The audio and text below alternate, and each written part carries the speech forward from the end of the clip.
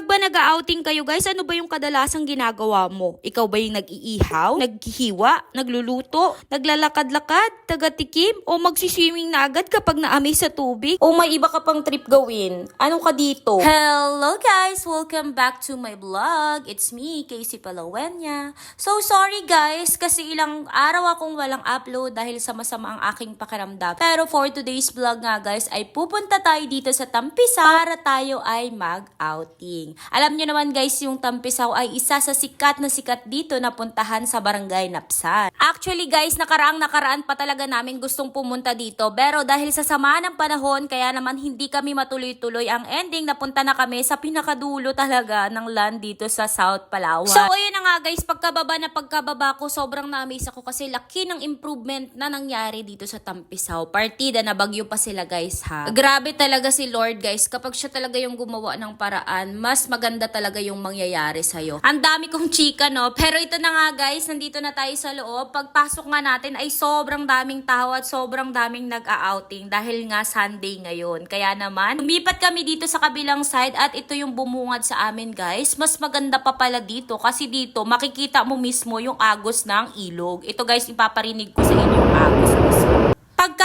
Pagkababa lang nga lahat ng aming gamit ay nagtulong-tulong na kami agad na maghanda at magluto ng aming kakainin. Mas maganda talaga kung lahat talaga kayo ay nagtutulungan para mas mabilis matapos yung trabaho nyo. Kaya naman ito, mas madali yung naging trabaho namin at nakapag-prepare kami ng ganito karaming food.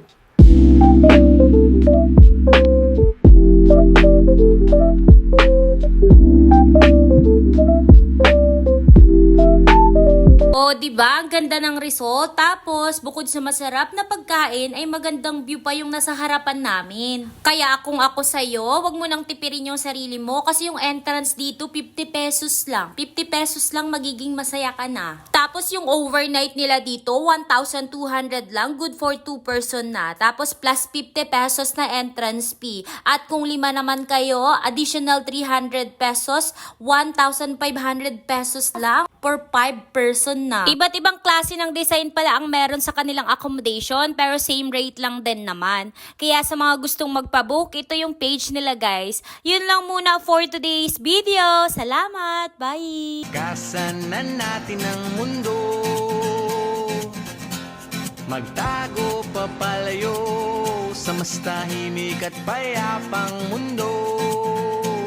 Umubulong ang hanging amihan at huni ng ibon. Dumudulog at tinatawag na tayo ng buhay.